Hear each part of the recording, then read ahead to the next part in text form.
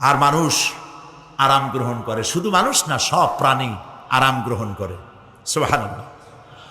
এবং এরপরে দিনের আলো দিয়ে উদ্ভাসিত করি, যেন বিশ্রামের পর নতুন করে আবার কাজের সমস্ত উদ্দীপনা নিয়ে নতুন করে কাজে ঝাঁপিয়ে পড়তে পারে। কয়েক ঘন্টা অথবা সারাদিন হাড় ভাঙা খাটুনি খেটেছে, রিক্সা চালায়ছে, গাড়ি চালায়ছে, আড়াই মনের বস্তা মাথায় করে টেনেছে, চিন্তা ভাবনা করেছে। এরপরে যখন এই লোকটি কয়েক ঘন্টা মাত্র নিদ্রা গেল, আরাম পেল, মস্তিষ্ক হালকা হয়ে গেল, হার্টবিট কমে গেল, হাতের পায়ের কর্মোদ্দীপনা বেড়ে গেল, নতুন করে আবার কাজ করার জন্য সুযোগ এসে গেল। কর্মক্ষম রাখার জন্য আল্লাহ পাক ঘুমকে বানিয়েছেন নিয়ামত। সুবহানাল্লাহ বলেন।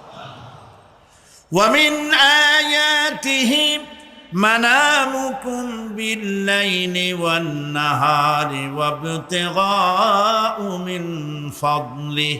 আল্লাহ পাক বলেন, তোমাদের রাত আর দিনের বেলায় নিদ্রা যাওয়া, এবং এটাই হচ্ছে তার অনুগ্রহ। রাত আর দিনের নিদ্রা যাওয়ার পরে আমার অনুগ্রহ অর্থাৎ রিজেক তালাশ করার জন্য শরীরের ভিতরে, মনের ভিতরে, হাত পায়ের মধ্যে কর্মের উদ্দীপনা আমি তোমাদের দিয়ে দেই। মহাবিজ্ঞানী আল্লাহ রাব্বুল আলামিনের এই বিশাল কুদরত এবং দয়া, যে মানুষকে তিনি ক্লান্তি দূর করার জন্য তিনি ঘুম দিয়েছেন। আলহামদুলিল্লাহ বলি। অনেক মানুষ আছে ঘুমাইতে পারে না, ঘুমাবার জন্য ফেনার গান খায়, ঘুমাবার জন্য ভ্যালিয়াম খায়, সিডাক্সিন খায়, রিল্যাক্সিন খায়, কত অক্সিজেন, অক্সিজেন, কত কিছু খায়, তারপরেও ঘুম আসে না। এই ঘুম যার আসে না, বিরাট নিয়ামত থেকে বঞ্চিত। ঘুম একটি নিয়ামত। আলহামদুলিল্লাহ বলি, আলহামদুলিল্লাহ বলি। বিশাল নিয়ামত ঘুম। আল্লাহ যে সমস্ত নিয়ামত আমাদের জন্ম থেকে শুরু করে এ পর্যন্ত বডির মধ্যে দিছেন, মৃত্যুর আগে আল্লাহ যেন একটিও কেড়ে না নেন। বলি আমিন। আল্লাহ রাব্বুল আলামিনের পরে বলেন, ওয়াজআলনাল লাইলা লিবাসা ওয়াজআলনান নাহারা মাআশা। আর রাতকে করেছি আচ্ছাদন, আবরণ, দিনকে রুজি কামাবার জন্য ব্যবস্থা করে দিয়েছি। দিনের বেলা রুজি কামাবেন, দিনের বেলায় ঘুমায় থাকবেন না। বহুত মানুষ আছে সকালবেলায় ঘুম দিল, 12টা 1টা বাজে গেল। উর্দুতে ছোটবেলায় পড়েছিলাম, জিসনে সোয়া উসনে খোয়া, যে ঘুমাইলো সব সর্বনাশ করলো। অসময় ঘুমানো, অসময় ঘুমানো সর্বনাশ হয়ে যাবে সব। এই জন্য আল্লাহ পাক বলেছেন, দিনটারে বানাইছি রুজি কামাবার জন্য। রুজি কামাও, রুজি কামানো এটাও একটা ইবাদত। রুজি কামানো কি?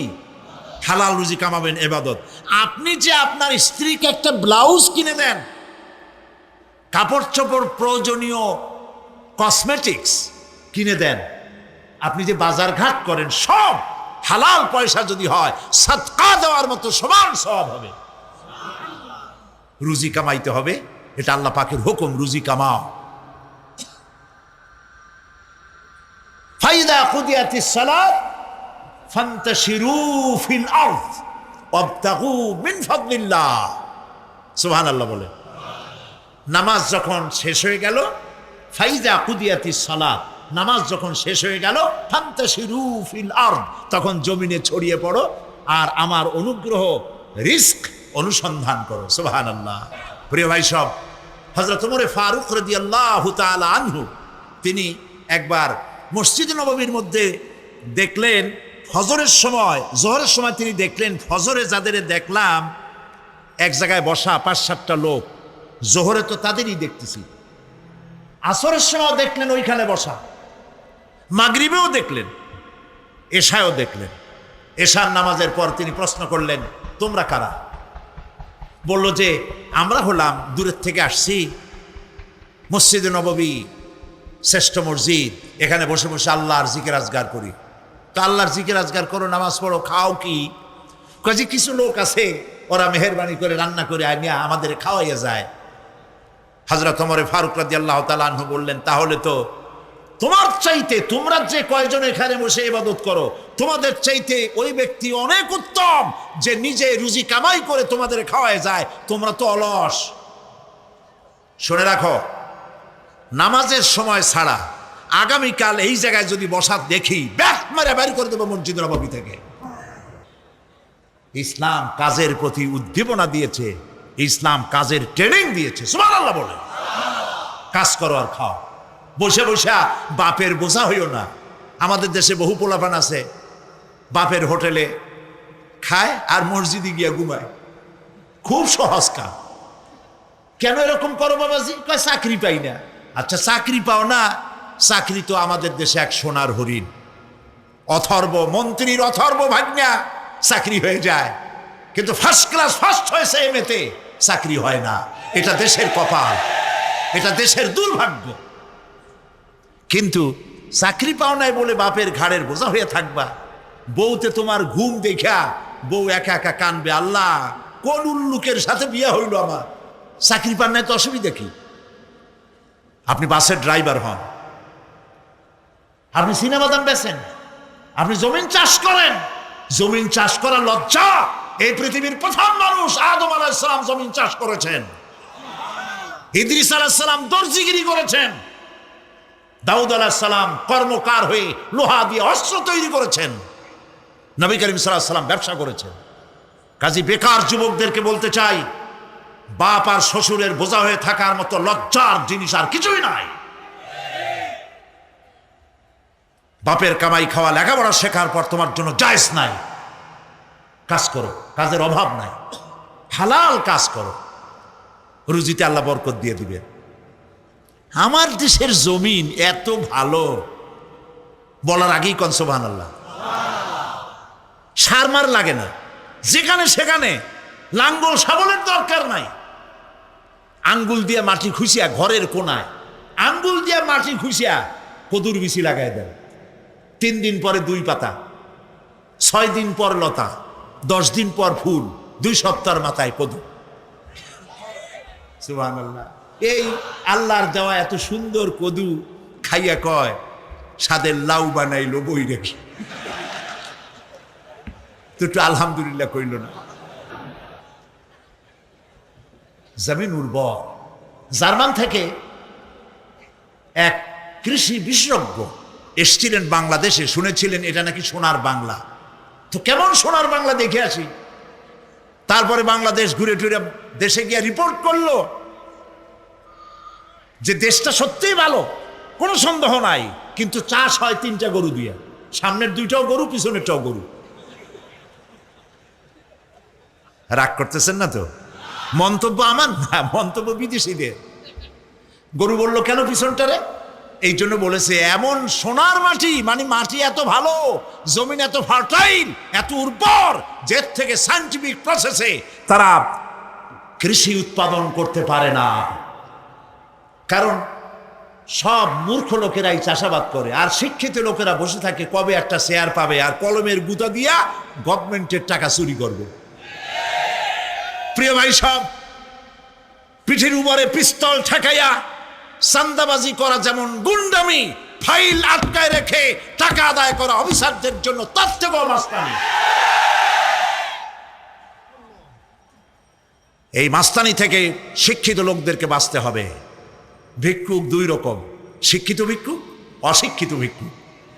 অশিক্ষিত ভিক্ষুকরা হাত পাও নাই, ল্যাংরা লুলা। আল্লাহর হস্তে একটা টাকা দেন, সারাদিন খাই নেই, এই হলো অশিক্ষিত ভিক্ষুক। আর শিক্ষিত ভিক্ষুকরা টাই, স্যুট, প্যান্ট, সেন্ট স্প্রে করে তারপরে গভর্নমেন্টের শ্বশুরের চেয়ারে গিয়ে বসে চাইয়ে টাকা নেয়। এই কাজটা যদি করে নিতে হয় 50,000 টাকা দিবা, 1 কোটি টাকা দিবা। ভিক্ষুকের চাইতে কলঙ্ক, মানুষ নামের অজঙ্ক, পশুর চাইতে নিকৃষ্ট যারা সরকারের চেয়ারে বসে জনগণের টাকা এভাবে চাইয়ে নেয়, ঘুষ নেয়। নাউজুবিল্লাহ বলো।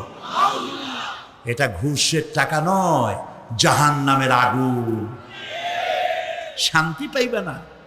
বেতন পাও 10,000 টাকা, কামাই করো 1 লাখ টাকা বা 50,000 টাকা, বরকত নাই, অশান্তি। ঘরের মধ্যে বউতে কথা শোনে না, বেচারা সরকারি অফিসে বসে বহুত কাম করিয়া কষ্ট করে বাড়ি ফিরছে, বউর একটু আদর নেবে, ভাত বাড়ি টাড়ি খাওয়াবে, সেগুড়ে বালি দেখে বউ ভ্যানিটি ব্যাগ হাতে নিয়ে বাস ফটফট করিয়া হাই হিল পাই দিয়ে বাড়ি চলে যাচ্ছে। কই যাও? আমার মিটিং আছে ক্লাবে। ছেলে একটা উল্লুকের মতো চুল, ভাল্লুকের মতো নখ, সোনার চেন গলায়। আরে বেটা তুই কই যাস? কই আমার গার্লফ্রেন্ডের কাছে যাই। ওইটা মামলায়, এটা মকদ্দমায়, বউ বাইরে, কোনোটার সাথে শান্তি নেই। একটা কয় আমার পেট ব্যথা, আর একটা কয় মাথার যন্ত্রণা, আর একটা কয় আমি মরব। শান্তি আছে? শান্তি নাই। কেন শান্তি নাই বলবো? সেটা বলবো। শান্তি এই জন্য নাই, ঘুষের টাকা মানুষে আনন্দ করে দেয় না। আমার কাজটা আপনি করে দিবেন, এই জন্যই তো আমি গভর্নমেন্ট আপনাকে বেতন দিয়ে ওখানে বসাইছেন। আপনার একটা গাড়ি দিয়েছে গভর্নমেন্ট, দেয় নাই? একটা গাড়ি দিয়েছে, একটা বাড়ি দিয়েছে, পিএস দিয়েছে, এপিএস দিয়েছে, কম্পিউটার দিয়েছে, বডিগার্ড দিয়েছে, আর সান কি? এরপরেও টাকা, এই টাকার কোনো শেষ নাই। মানুষের কাছে যখন টাকা চায়, কাজ আদায়ের জন্য লোকটি বাধ্য হয়, টাকা দিয়ে যাওয়ার সময় বলে, আল্লাহ এই উল্লুক এতগুলি টাকা আমার কাছ থেকে নিল, ওরে কলেরা দাও, ওর বউরে বসন্ত দাও, ওর বাচ্চাগুলিরে কলেরা দিয়া বসন্ত দিয়া ফিসিয়া নিয়ে যাও। আল্লাহর গজব আর লানতে যত টাকা কামাই করেন না কেন, শান্তি পাবেন না। এই জন্য হালাল রুজি কামাতে হবে। ইবাদত কবুল হওয়ার জন্য তার শর্ত হচ্ছে হালাল রুজি। শর্ত কি? হালাল রুজি। এই হালাল রুজি কামাতে পারলে তাহলেই আপনার ইবাদত আল্লাহর দরবারে মঞ্জুর হবে। সুবহানাল্লাহ বলেন। এক লোক স্বপ্নে দেখছে তাকে বাঘ তাড়াচ্ছে, বাঘের তাড়া খাইয়া দৌড়াতে দৌড়াতে সে এক গাছের মাথায় গিয়ে উঠেছে। গাছের মাথায় উঠে একটা ডাল ধরে ঝুলে পড়েছে। এমন সময় সে লক্ষ্য করলো বাঘটা এসে গাছের গোড়ায় দাঁড়ায় আছে। ডালটা যে নিচে ঝুলে পড়েছে তার নিচে দেখছে বিরাট কুয়া, সেই কুয়ার ভিতরে বড় এক অজগর হা করে আছে। এমন সময় কানে কুটকাট করে আওয়াজ আসে। কিসের আওয়াজ? তাকিয়ে দেখে যে ডালটা তার অবলম্বন, সেই ডালের গোড়ায় একটা সাদা ইঁদুর আর একটা কালো ইঁদুর ডালের গোড়াটা কেটে দিচ্ছে। কারণ বিপদটা খুব কম না বেশি? জনমের বিপদ না? গাছ বাইয়া যদি নিচে নামে তো খাবে কিসে? বাঘে। আর ডাল ভাঙিয়ে যদি নিচে পড়ে খাবে কিসে? এমন সময় তার মাথায় ঠান্ডা কি জানি পড়লো। উপরের দিকে তাকাইছে। উপরে তাকালে সাধারণত মানুষের মুখ হা হয়ে যায়, আর যদি দাঁত না থাকে তাহলে জানলা খোলা গাড়ির মতো হয়ে যায়। উপরের দিকে তাকাইছে, মুখটা হা হয়ে গেছে। আর অমনি উপরে ছিল মধুর চাক, সেখান থেকে ফোটা ফোটা মধু পড়তেছিল, সে মধু চাকতেছে। এমন সময় তার ঘুম ভেঙে গেল। এক বুজুর্গ ব্যক্তির কাছে গিয়ে বলছে, হুজুর এই রকমের একটা মারাত্মক স্বপ্ন দেখেছি, অর্থ কি কিছুই বুঝলাম না। আল্লাহর বান্দা বুজুর্গ ব্যক্তি বলছেন, তুমি যে স্বপ্ন দেখেছো এটা তোমার একারও স্বপ্ন নয়, আর এটা স্বপ্ন নয়, এটা হলো বাস্তব। তামাম পৃথিবীর সমস্ত মানুষের জন্য এইটাই হলো বাস্তবতা। তোমার পেছনে যে বাঘ দৌড়াচ্ছিল এটা বাঘ নয়, এটা হচ্ছে হযরতে আজরাইল আলাইহিস সালাম। প্রত্যেকটি মানুষের পেছনে ঘুরছে, সময় এলি তার জান কবজ হয়ে যাবে। তুমি যে ডালটা ধরে ঝুলেছিলে ওই ডালটি হচ্ছে তোমার হায়াত, আর ডালের গোড়া কাটতে ছিল সাদা ইঁদুর আর কালো ইঁদুর। সাদা ইঁদুর হলো দিনের প্রতীক, কালো ইঁদুর হচ্ছে রাতের প্রতীক। দিন আর রাত তোমার হায়াতের রসিকাছা কুটকুট করে আস্তে আস্তে করে কেটে দিতেছে। আর নিচে যে কুয়া ছিল সাফ হা করে আছে, এটা হলো তোমার কবর। এর মধ্যে তুমি যে মাথার উপরে ঠান্ডা কি পড়লো, উপরে হা করলে মুখের ভিতরে মধু পড়লো, সেই মধু চাটতে চাটতে কবরের সাপের বিপদের কথা বলেছো, বাঘের বিপদের কথা বলেছো, ডাল ভেঙে পড়বে সে বিপদও ভুলেছো। এই মধু হচ্ছে তোমার সুন্দরী স্ত্রী, এই মধু হলো দুনিয়া, এই মধু গাড়ি, এই মধু বাড়ি, এই মধু ক্ষমতা, এই মধু প্রতিপত্তি, এই মধু হচ্ছে তোমার ব্যবসা বাণিজ্য। দুনিয়ার মোহে তোমাকে এত বড় বিপদ থেকে তোমাকে ভুলাই দিয়েছে। মানুষ এই দুনিয়া তাকে ভুলাই রেখেছে। ونزلنا عليك الكتاب تبيانا لكل شيء وهدى ورحمة وبشرى للمسلمين। আমার ভাইরা, তাই কোরআনে কারীম তার বক্ষ সমৃদ্ধ গোটা পৃথিবীর মানুষের চলার শান্তির পথের কথা এর মধ্যে সব বলে দেওয়া হয়েছে। সুতরাং আমি যদি বলি এই পৃথিবীটা হলো একটা রেলগাড়ি, এই পৃথিবীটা কি একটা রেলগাড়ি। এই রেলগাড়ির ইঞ্জিনটা দখল করে আছে তথ্য অনুসন্ধানী, চিন্তাবিদ, বুদ্ধিজীবী, সমাজবিদ। এরা এই ইঞ্জিনটা দখল করে আছে। এরপরে এই পৃথিবী নামক গাড়িটি তারা পরিচালিত করতেছে তাদের মন মস্তিষ্ক প্রসূতীয় জ্ঞান দিয়ে। তারা এই পৃথিবীকে পরিচালিত করতেছে, ইঞ্জিন তাদের মুঠায়। ইঞ্জিনটা কাদের মুঠায়? হ্যাঁ, বুদ্ধিজীবী, দার্শনিক, মুক্তবুদ্ধি, তারপরে গবেষক, এদের হাতে ইঞ্জিনের স্টিয়ারিং রয়েছে। আমরা আরোহীরা বসে আছি। এখন গাড়ি চলছে ড্রাইভারদের ইচ্ছা মাফিক। এই পৃথিবীর গাড়ি ড্রাইভারের ইচ্ছা মাফিক চলতেছে। আমরা আরোহীরা আমাদের মতের কোনো তোয়াক্কা না করে ড্রাইভার গাড়ি তার ইচ্ছে মতো পরিচালিত করছে। কেউ এটাকে নিয়ে যাচ্ছে সমাজতন্ত্রের দিকে, কেউ নিয়ে ছুটছে ধর্ম নিরপেক্ষতাবাদের দিকে, কেউ ছুটছে পুঁজিবাদের দিকে, কেউ ছুটছে জাতীয়তাবাদের দিকে, কেউ ছুটছে ইঞ্জিনটা দিয়ে ধর্ম নিরপেক্ষতার দিকে। এখন আমরা এই যে যাত্রীরা এর মধ্যে বসে আছি, আমরা যতই চিৎকার করি এই চিৎকারে কোনো ফায়দা, কি বলেন, হবে নাকি? কোনো ফায়দা হবে না। যেহেতু এই পৃথিবীর রেলগাড়িটার ইঞ্জিন যাদের হাতে, ওরা এই পৃথিবী চালাচ্ছে মন মস্তিষ্ক প্রসূত জ্ঞান দিয়ে। আর সেই জ্ঞান হলো অত্যন্ত সীমিত, জ্ঞান অত্যন্ত সীমিত। তাদের কাছে ভবিষ্যতের কোনো জ্ঞান নাই। আছে ভবিষ্যতের জ্ঞান? নাই। তাদের অতীতের জ্ঞান, অতীত ভুলে যায়, ভবিষ্যৎ জানে না, বর্তমান সম্পর্কে সিদ্ধান্ত নিতে গিয়ে ভুল করে। তাদের জ্ঞানের পরিধি হলো এই পর্যন্ত। এতটুকুন জ্ঞান নিয়ে তারা পৃথিবী চালাচ্ছে। ধর্মীয় জ্ঞান বলতে গেলে একেবারে জিরোর কোঠায় যারা এই পৃথিবী বর্তমানে পরিচালিত করছেন। ঠিক না বেঠিক বললাম?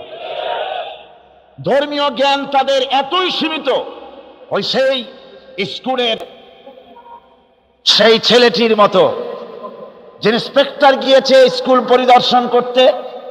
এখন ছেলেদের কাছে জিজ্ঞেস করছে, মাস্টার তোমাদেরকে কোন সাবজেক্ট পড়াচ্ছেন? ওরা বলল আমাদেরকে ইতিহাস পড়ানো হচ্ছিল। ইন্সপেক্টর বলল ঠিক আছে, আমি সেই ইতিহাস থেকেই প্রশ্ন করব, দেখি তোমরা কতদূর শিখেছো। প্রশ্ন করছেন ইন্সপেক্টর সাহেব, বলো তো ছেলেরা, চীনের প্রাচীর কে ভেঙেছে? তো জবাব দিতে পারছে না। তুমি বলো, কেউ পারে না।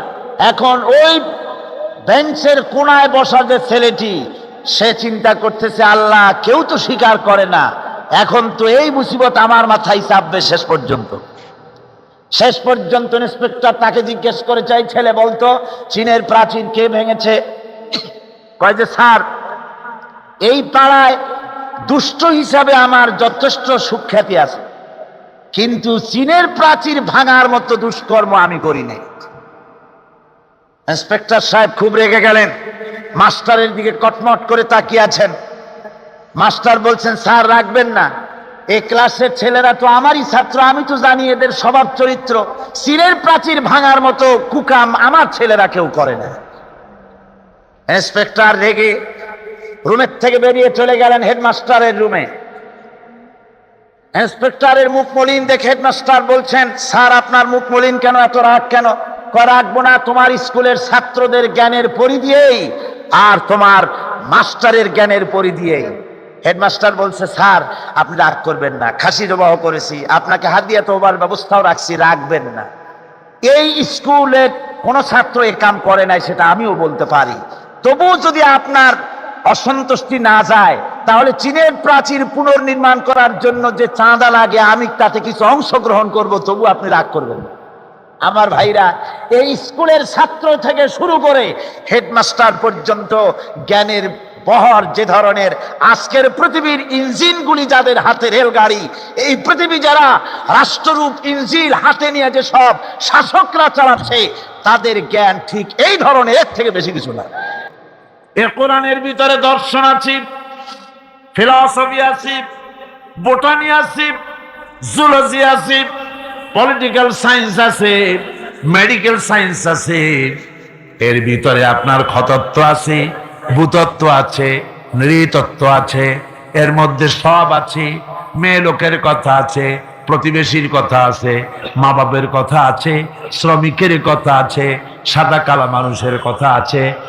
এক কথায় মানুষের জীবনে যা দরকার সব কোরআনে আছে। জোরে কোন সুবহানাল্লাহ। আছে কি না? পিঁপড়া থেকে শুরু করে হাতি পর্যন্ত সব আছে। পিঁপড়ার নামে সূরাটা আছে না? নাম কি? নাম। আর হাতির নামও সূরা আছে, নাম কি? ফিল। বরং পিঁপড়ার সূরাটাই বড়। আবার লোহার নামে সূরা আছে, মাকড়সার নামে সূরা আছে, মধুমক্ষিকার নামে সূরা আছে। এই পৃথিবীর অর্ধেক জনশক্তি নারী, সে মেয়ে লোকের ব্যাপারেও সূরা আছে। আছে কিনা কোন? এসব কথা আমি আগামীকাল বলবো ইনশাআল্লাহ। আল্লাহ পাক বলেন তিবিয়ানান লিকুল্লি শাই, খুলে খুলে সব কথা কোরআন শরীফের মধ্যে আমি বলে দিয়েছি। সুতরাং মানব রচিত সব মতবাদ ছেড়ে দিয়ে মানব রচিত সব মতবাদ দুপায়ে দোলে আসতে হবে কোরআনের ছায়াতলে। কোথায় আসতে হবে? কোরআনের ছায়াতলে আসতে হবে।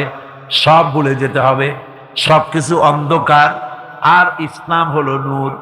এই পৃথিবীতে আপনারা আমাকে বলেন, সমাজতন্ত্র আল্লাহর তৈরি না মানুষের তৈরি?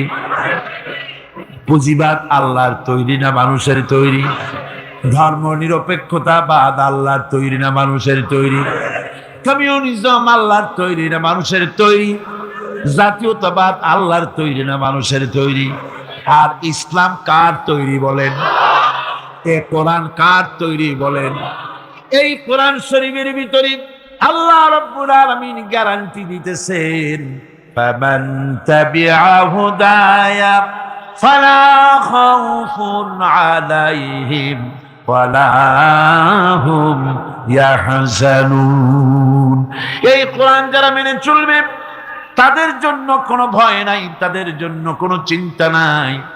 আলা খাউফুন আলাইহিম, ভয় নাই, চিন্তা নাই। কিসের ভয় নাই, কিসের চিন্তা নাই? কোরআনের আইন যে দেশ মানবে, কোরআনের আইন যে দেশ, যে রাষ্ট্র, যেই জনগণ মানবে, তাদের জন্য খাওয়া পড়া, শিক্ষা, চিকিৎসা, বাসস্থানের চিন্তা থাকবে না। আর হত্যা, ধর্ষণ, হাইজাক, লুট ইত্যাদির কোনো ভয়ও থাকবে না। দুনিয়ায় শান্তি পাবে, কিয়ামতের দিন জাহান্নাম থেকে আল্লাহ মুক্তি দিয়া দিবেন। জোরে বলেন সুবহানাল্লাহ। সুতরাং এই কোরআনের দিকে আসতে হবে, কোরআনের দিকে আমাদেরকে এগিয়ে আসতে হবে। আল্লাহর গ্যারান্টি, খাওয়া পড়া, শিক্ষা, চিকিৎসা, বাসস্থানের গ্যারান্টি কে দিয়েছে? কোরআন দিয়েছে। কে দিয়েছে? কোরআন দিয়েছে। কোরআনের কথা বিশ্বাস হইল না, বিশ্বাস হইল কার কথা? নির্বাচনের সময় সলিমুদ্দিন এসে মঞ্চে দাঁড়ায় গেছে।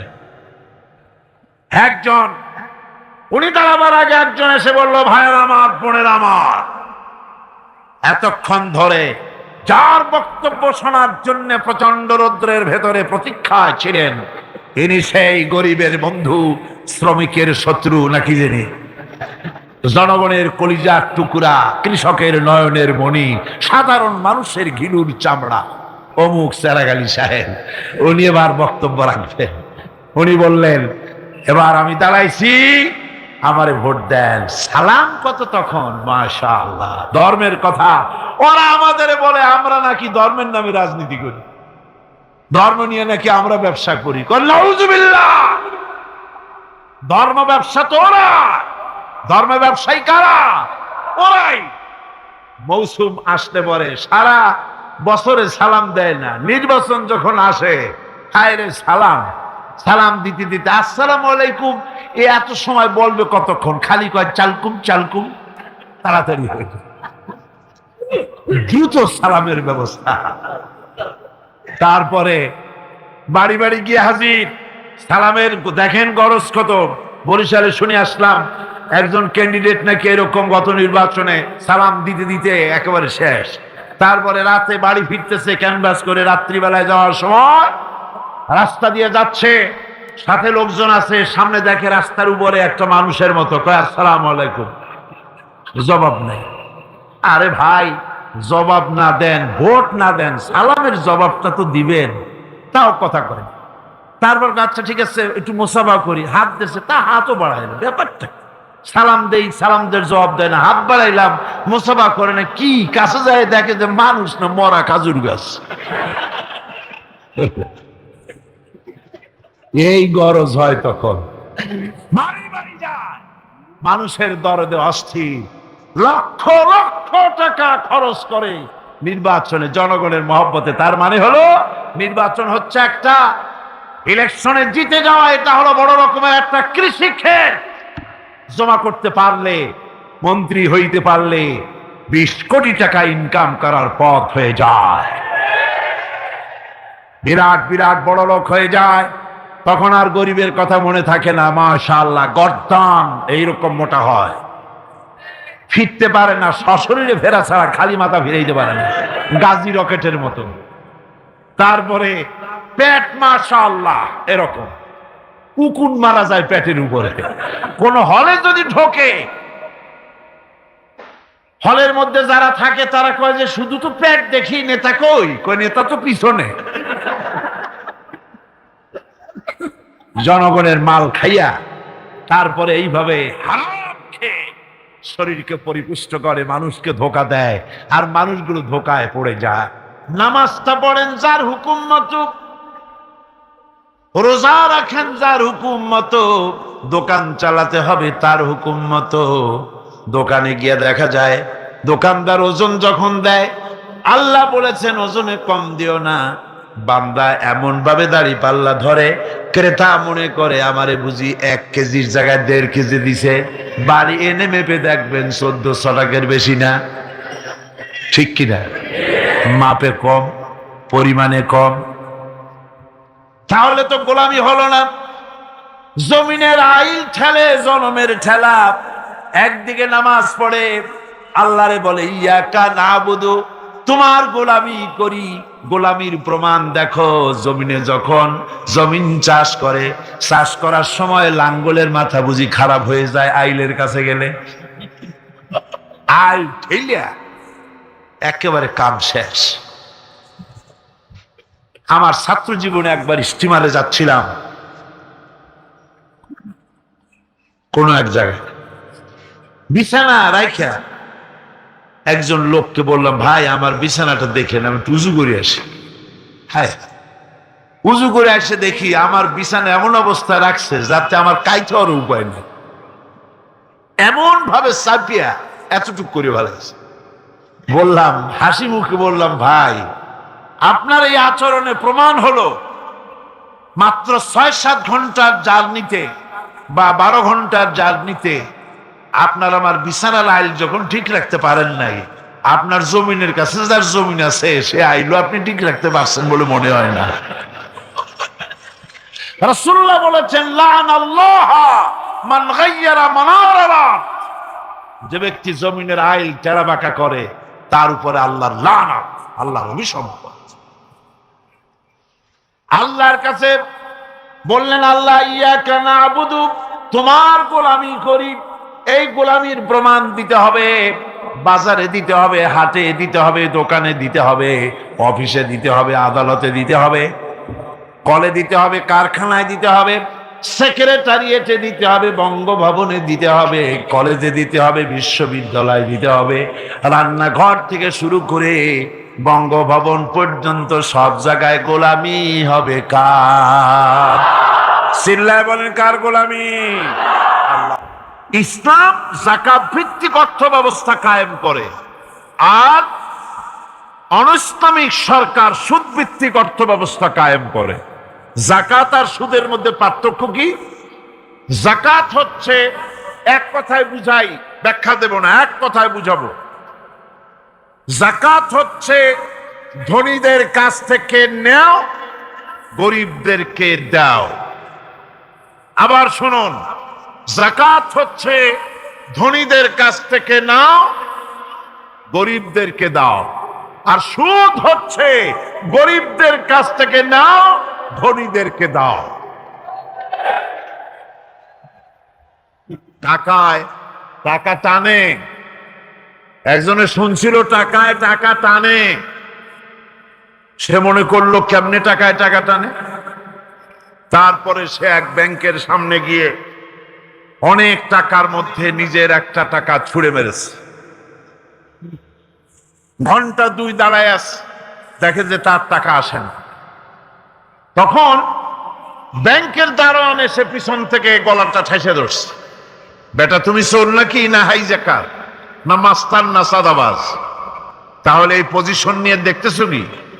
কয় যে আমি শুনছিলাম টাকায় টাকা টানে, সেজন্য আমার পকেটে একটা টাকা ছিল, ওই যে কেশিয়ার টাকাগুলি গুনতেছে ওইখানে মারলাম, দেখেনি টাকা, আমার টাকায় কিছু টাকা টাইমে আনে।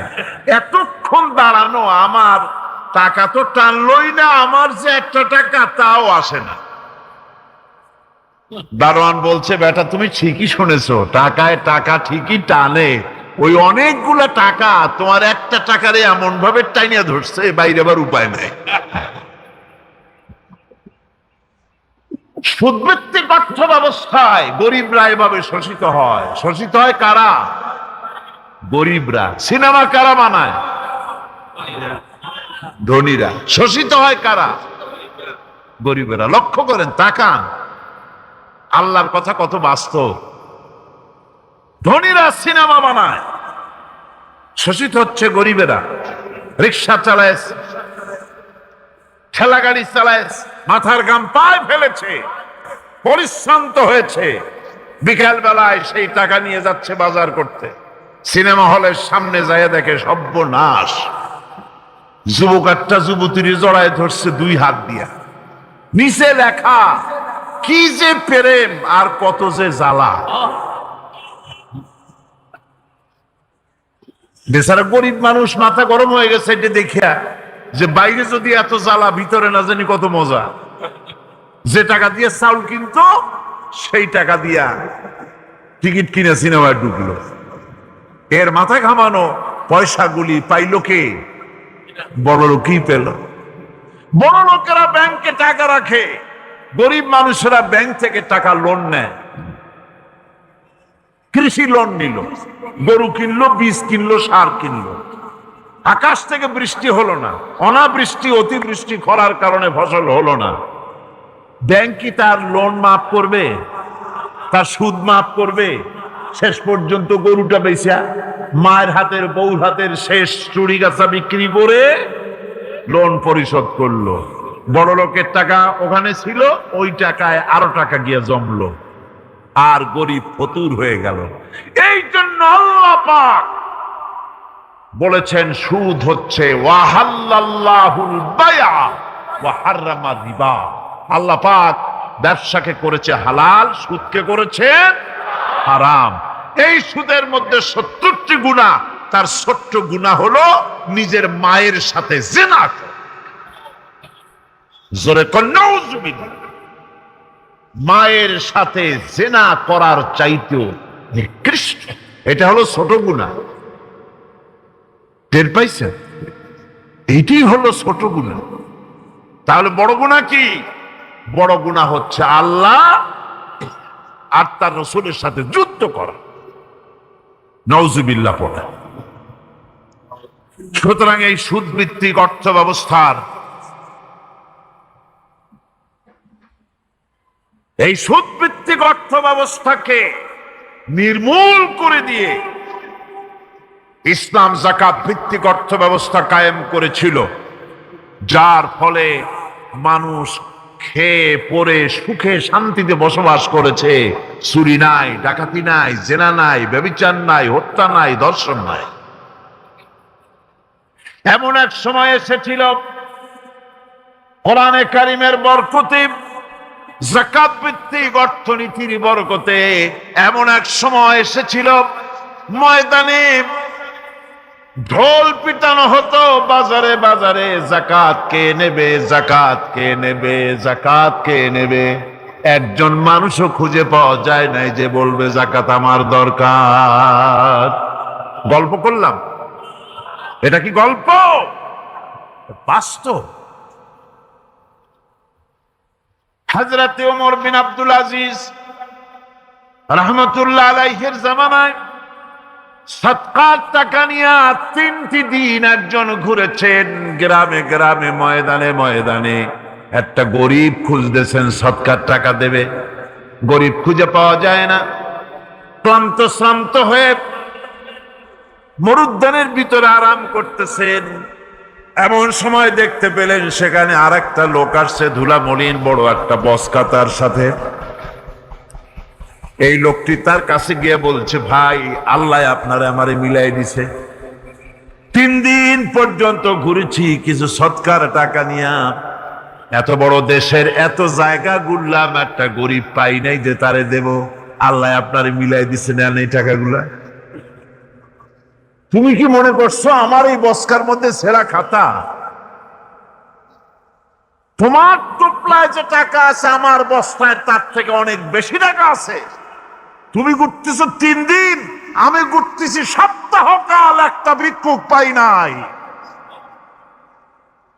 এটা কিসের বরকতে? ইসলামী অর্থনীতির বরকতে। যেরকম কিসের বরকতে? কপাল পোড়া জাতি, কপাল পোড়া জাতি। সেই বরকতপূর্ণ সমাজ ব্যবস্থার দিকে না গিয়ে কোন নেতা কোন নেত্রী কি কইল সেদিকে দৌড়ায়, সেদিকেই দৌড়ায় পাগলের মতো। হেমিলেনের বংশীবাদক বাঁশি বাজায় চললো, আর ইঁদুর বাদর সব পিছনে ছুটলো। এর কোনো মানে হয় না। বন্ধুগণ, আল্লাহ রাব্বুল আলামিন এই যাকাত ব্যবস্থার মাধ্যমে বিরাট পরিবর্তন এনে দিয়েছিলেন। এটি আল্লাহ পাকের একটি বিশাল নিয়ামত।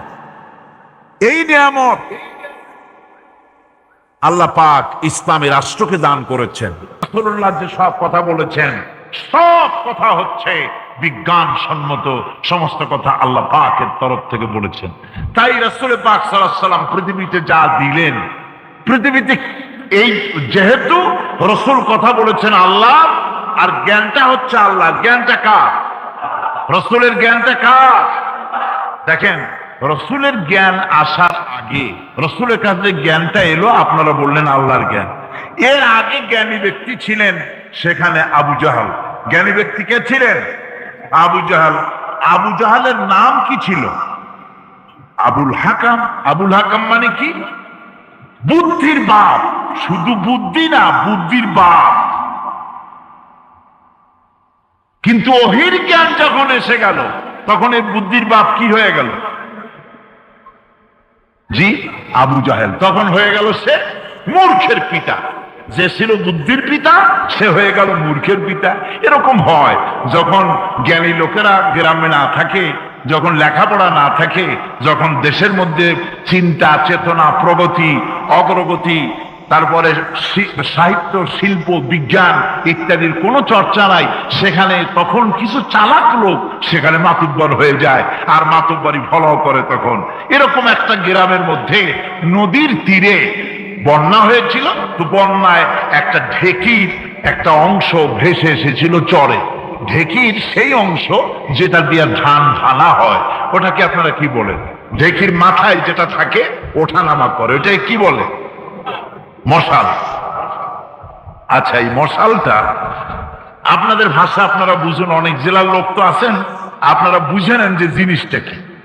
এই জিনিসটা ভাসতে ভাসতে এসে চরে এসে উঠছে সকালবেলায়। রাতে তো বন্যা হয়েছে, ফ্লাড হয়েছে, লোকেরা সকালবেলা যায় দেখে এরকম লম্বা একটা জিনিস, একদিকে চিকুন আর একদিকে একটা লোহা বান্ধা, তার মাঝে আবার খানিকটা খাওয়া। জিনিসটা কি? লোকেরা খুব অবাক হয়ে গেল। ওই দেশে আবার দেখেছিল না, তারা খুব চিন্তায় পড়ে গেল, আল্লাহ এ কি কলেরা বসন্ত, কোন বিপদে পড়ে গেলাম। তারপরে তার চতুর্দিকে বসে খতমে ইউনূস পড়া আরম্ভ করছে, আর কান্দাকাটি করতেছে। লোকেরা বললো, আমরা খামোখাই কাঁদতেছি, আমাদের এলাকার মধ্যে সবচেয়ে বড় বুদ্ধিমান কি নিষ্ঠুর এই পৃথিবী, ভেবে দেখেছেন কি একবারও কি ভেবে দেখেছেন এই পৃথিবী কত নিষ্ঠুর? এই সন্তান সন্ততি সব একটি মোহ, একটি মায়া, একটি মহব্বত, একটি প্রতারণা।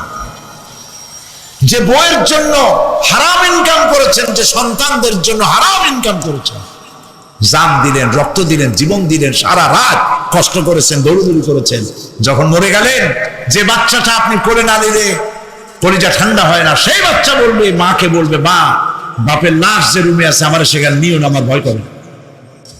স্ত্রীও আরো দুই একজন লোক না হলে লাশের ঘরে থাকতে পারবে না, তারও ভয় করবে। থাকলে বড় জোর মা থাকতে পারে, বাপ থাকতে পারে। যাকে বিবাহ করার পর অনেক সন্তান আছে, মা বাপকে চোখে দেখতে পারেনি। তোমার ছোট্টবেলায় যখন তোমার টাইফয়েড হয়েছিল, অসুখ করেছিল, গরিব বাবা, বাড়িতে ল্যাপ নাই, খাতা নাই, তোষক নাই, সেই জায়গায় মা তার কাপড় বিছায় দিয়া বুকের উপরে নিজের শরীরের উষ্ণতা দিয়া বাঁচায় রাখার চেষ্টা করেছে, নিজে না খেয়ে খাওয়াইছে, অসুখ সারে না। মা ওই মুমূর্ষ বাচ্চার সেরানে তার মাথার কাছে বসে তাহাজ্জুদের নামাজ পড়ে কোরআন শরীফ তেলাওয়াত করে, চোখ দিয়া পানি পড়ে, আর বলতে তাকে, রব্বুল আলামিন আমার জীবনটারে দিয়ে আমার কলিজার টুকরা সন্তানটারে বাঁচাইয়া দাও। যেই মা নিজের জীবন দিয়া সন্তান বাঁচাইতে চাইলো, সেই সন্তান আজকে বউ পাইয়া মাকে ভুলে যায়, মায়ের সাথে খারাপ ব্যবহার করে। আল্লাহ রাব্বুল আলামিন বলেছেন, মা বাবার সঙ্গে খারাপ ব্যবহার করো না, ভালোবাসায় কথা বলো। ওয়াকুল লাহুমা কাওলান কারীমা, সম্মান সূচক কথা বলো। মা বাবার জন্য দোয়া করো আমার কাছে। কে বলতেছে? আল্লাহ তাআলা বলছেন, দোয়া করো আমার কাছে এই ভাষায়, রব্বিরহামহুমা কামা রাব্বায়ানি সাগীরা। পড়েন সবাই, রব্বিরহামহুমা কামা রাব্বায়ানি সাগীরা। আয় আমার রব, আমার মা বাপ যেমনে ছোটবেলায় আমাকে অত্যন্ত যত্ন করে লালন পালন করেছেন, আল্লাহ তাআলা তুমি দয়া করে আমার মা বাপকে তোমার রহমতের করে লালন পালন করো। সুবহানাল্লাহ। প্রত্যেক নামাজের পর সকলে এই দোয়া পড়বেন, মনে থাকবে? মনে থাকবে?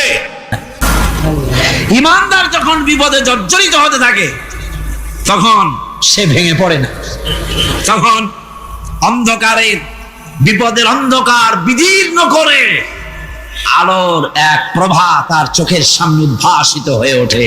সেটা কি? সেটা হলো আল্লাহ রাব্বুল আলামিনের বাণী, ফাইন্না মাআল উসরি ইউসরান, ইন্না মাআল উসরি ইউসরা। আল্লাহ পাক বলেন, জেনে রাখো, দুঃখ এবং কষ্টের সাথে রয়েছে সুযোগ আর সুবিধা, আর অসচ্ছলতার সাথে রয়েছে উদার সচ্ছলতা। জোরে কোন সুবহানাল্লাহ। কাজে ভয় পাওয়ার কারণ নাই, হতাশ হওয়ার কারণ নাই, মন আশায় বুক বেঁধে রাখো। গুনাহ করেছো, হতাশ হয়ো না। যুবকদের গুনাহ করা স্বাভাবিক। ইউনিভার্সিটির ছাত্র, কলেজের ছাত্র, প্রফেসর, শিক্ষক, অফিসার ঘুষ খেয়েছেন, জেনা করা হয়েছে, মদ খাওয়া হয়েছে, মিথ্যা কথা বলা হয়েছে, যাই কিছু করেন না কেন ভয় পাওয়ার কারণ নাই, নিরাশ হওয়ার কোনো দরকার নাই। আল্লাহ পাক ডেকে বলেছেন, কুল ইয়া ইবাদিয়াল্লাযীনা সারাফু আলা আনফুসিহিম লা তাকনাতু মির রাহমাতিল্লাহ।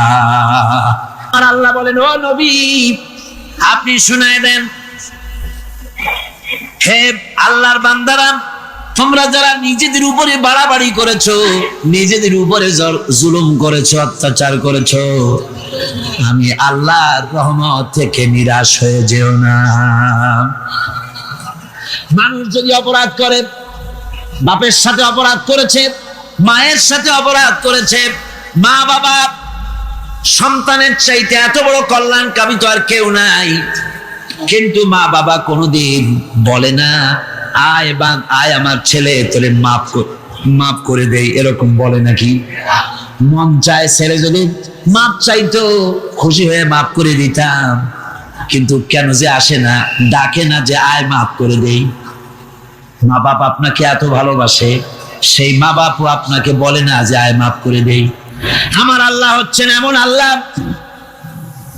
আল্লাহ রাব্বুল আলামিন ডাকেন, এ বান্দা, খুন করেছিস ফিরে আয়, জিনা করেছিস ফিরে আয়, হত্যা করেছিস ফিরে আয়, চুরি করেছিস ফিরে আয়, কুফরি করেছিস ফিরে আয়, সুদ খেয়েছিস, ঘুষ খেয়েছিস, মদ খেয়েছিস ফিরে আয়, এসে আমার দরবারে চোখের পানি ফেল, আমার দরবারে কাঁদাকাটি কর। ইন্নাল্লাহা ইয়াগফিরুয যুনুবা জামিআ ইন্নাহু হুয়াল গফুরুর রহিম। আমার দরবারে চোখের পানি ফেলে কান, আমি রব্বুল আলামিন জিন্দেগীর গুনাহ মাফ করে দেব। সুবহানাল্লাহ কর, সুবহানাল্লাহ কর। আমার কাছে কান, চোখের পানি ফেল। আল্লাহ রাব্বুল আলামিনের কাছে বান্দার দুইটা ফোঁটা বেশি প্রিয়। একটা হলো জিহাদের ময়দানে যে রক্ত ফোঁটা দেওয়া হয়, এটা আল্লাহর কাছে প্রিয়। আর আল্লাহর ভয়তে গুনার জন্য লজ্জা করে, অনুশোচনা করে বান্দা যখন চোখের পানি ছেড়ে দেয়, আল্লাহর কাছে এটা অত্যন্ত প্রিয়। নবীজি বলেছেন, বান্দা যখন গুনার ভয়তে, আল্লাহর ভয়তে, জাহান্নামের ভয়তে অনুশোচনা করে যখন চোখ দিয়া পানি ছেড়ে দেয়, ওই চোখের পানি নাকের অর্ধেক আসতে না আসতে আল্লাহ রাব্বুল আলামিন বান্দারে মাফ করে দেয়। আল্লাহ বরদাস্ত করতে পারেন না যে বান্দা কান্দে। আমার ভাইরা, আল্লাহ রহমত, এই পৃথিবীতে আল্লাহর রহমতকে 100 ভাগ করা হয়েছে। আল্লাহ রহমতের কত ভাগ? এই 100 ভাগের 1 ভাগ সারা পৃথিবীতে ছড়াই দেওয়া হয়েছে। আর 99 ভাগ কার কাছে? আল্লাহর কাছে। একটা ভাগ দুনিয়া ছড়ানো হয়েছে আদম আলাইহিস সালাম থেকে নিয়ে এই পর্যন্ত, এখান থেকে নিয়ে কিয়ামত পর্যন্ত পৃথিবীতে যত মানুষ আসবে, যত প্রাণী আসবে, তাদের মধ্যে প্রাণী জগত গাভী তার বাছুরকে ভালোবাসে ঠিক কিনা, হাতি তার বাচ্চাকে ভালোবাসে ঠিক কিনা, মুরগি তার বাচ্চাকে ভালোবাসে কিনা, প্রত্যেক মাই তার সন্তানকে ভালোবাসে মানুষের মতো। এই ভালোবাসা, এই স্নেহ, এই মমতা, এই করুণা, এই মহব্বত একটা ভাগ দুনিয়ায় দেওয়ার পর আপনি আর আমি যতটুকুন ভাগে পেয়েছি, সেই মহব্বতে, স্ত্রীর মহব্বতে অস্থির, মায়ের মহব্বতে অস্থির, সন্তানের মহব্বতে অস্থির। এখন চিন্তা করেন, একটা ভাগ সারা পৃথিবীতে বিতরণ করার পর যেটুক পেয়েছি, তাতে যদি এত মহব্বত হয়, তাহলে এর 99 ভাগ মহব্বত যে আল্লাহর কাছে জমা আছে, এই বান্দার জন্য তার কত মহব্বত, এই বান্দার জন্য কত করুণা, কত মহব্বত, কত দয়া। এজন্য আল্লাহ রাব্বুল আলামিন বলেছেন, নাব্বি ইবাদি আন্নি আনাল গফুরুর রহিম। আমার নবী, সুসংবাদ দিয়ে দাও, বান্দাদেরকে শোনায় দাও যে আমি আল্লাহ তাআলা ক্ষমাশীল আর দয়াবান। হুজুর কাঁদতেছিলেন, হযরত ওমর রাদিয়াল্লাহু তাআলা আনহু এসে দেখেন হুজুর একা কাঁদতেছে। হুজুর জিজ্ঞেস করছেন, হযরত ওমর জিজ্ঞেস করলেন, হুজুর আপনি কাঁদেন কেন একা একা? হযরত ওমর বলেন, আমি যখন প্রশ্ন করলাম, নবীজি বললেন, আমার কাছে কিছু আগে জিবরাইল এসেছিলেন। জিবরাইল এসে আমাকে বললেন, আল্লাহ পাক বলেছেন, হে আমার নবী, ইসলামের ভিতরে থেকে যে সমস্ত মানুষগুলি ইসলামের ভিতরে থেকে চুল আর দাড়ি পাকায় দিছে, কিয়ামতের দিন এই লোকগুলারে আমি শাস্তি দিতে আমার শরম হবে। হযরত ওমর বলেন, হুজুর উম্মতের জন্য কত বড় খুশ খবর এটা, আর আপনি কাঁদতেছেন?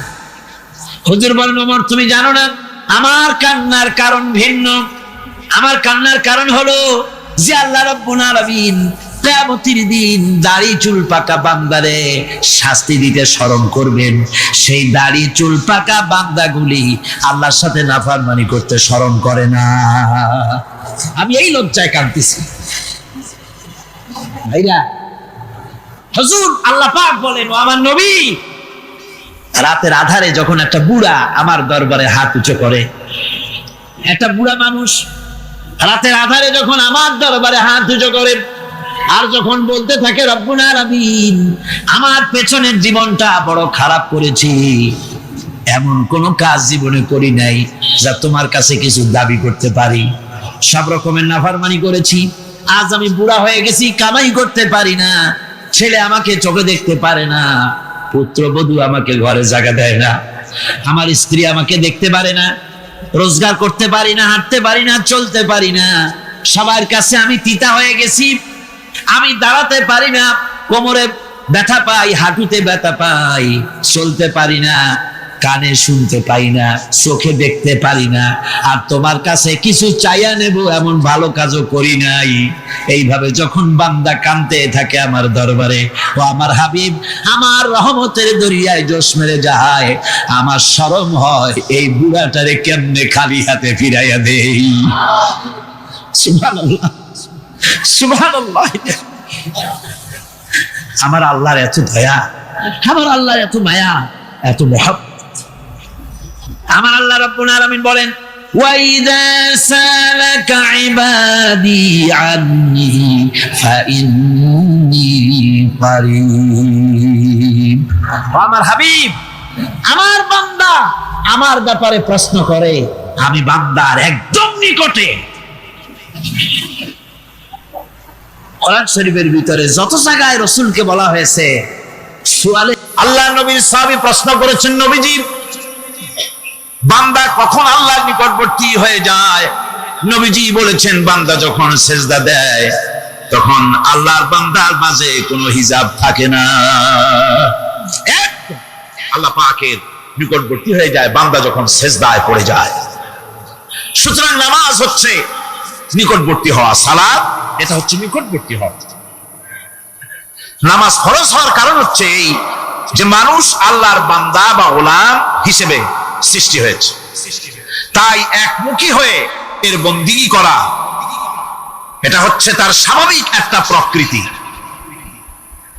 আল্লাহ রাব্বুল আলামিন এই প্রকৃতি দাবি মিটাবার জন্যই নামাজের ব্যবস্থা করেছেন। মানুষের ফিতরত, মানুষের নেচার, মানুষের ফিতরত হচ্ছে এই যে কারো না কারো কাছে মাথা নত করা, হাত জোড় করা, মাথা নত করা, সার্বভৌমত্বের মালিক কাউকে মনে করা, হাত জোড় করতে হলে, মাথা নত করতে হলে, সার্বভৌমত্বের মালিক হিসেবে কাউকে গ্রহণ করতে হলে আল্লাহর বিকল্প কেউ আছে নাকি? ইসলামের মূল দাওয়াতটা হলো ফিতরত অনুযায়ী দাওয়াত দেওয়া হয়েছে, মানুষ যেন মাথা নত করে, গোলামি করে।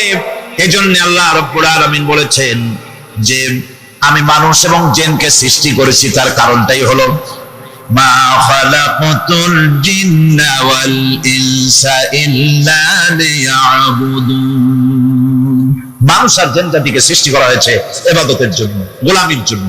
ইবাদত আর গোলামি এটাই করতে হবে, গোলামি করতে হবে, দাসত্ব করতে হবে। আর এই দাসত্ব, আল্লাহর আনুগত্যই গোলামির দাওয়াত দিয়েছেন দুনিয়ার সব নবীরা। কোন নবী বলেন নাই যে আমার গোলামি করো। কেউ বলেছেন? বলেন জোরে, কেউ বলেছেন? আল্লাহ পাক বলেন, ওয়ালাকাদ বা'আসনা ফি কুল্লি উম্মাতির রাসূলা আন ইবুদুল্লাহা ওয়াজতানিবুত তাগুত। প্রত্যেক জাতির জন্য আমি রাসূল প্রেরণ করেছি, তারা মানুষকে দাওয়াত দিয়েছেন এই কথা বলে যে এক আল্লাহর গোলামি করো, তিনি ছাড়া কোনো ইলাহ নাই, আইন দাতা নাই, বিধান দাতা নাই, তার গোলামি, তার সামনে মাথা নত করেছে। নামাজ হচ্ছে তাওহীদের অবশ্যম্ভাবী এক বহির্প্রকাশ। তাওহীদের জন্য তাওহীদবাদী মানুষ যারা, তাদেরকে নামাজ আদায় করতেই হবে। আকীদা বিশ্বাসের দিক থেকে তাওহীদ যদি হয় পুরা দ্বীনের মূল উৎস, তাহলে আমলের দিক থেকে নামাজ হচ্ছে পুরা দ্বীনের মূল ভিত্তি। নামাজ হচ্ছে আমলের মূল ভিত্তি, এর বাস্তবায়ন ছাড়া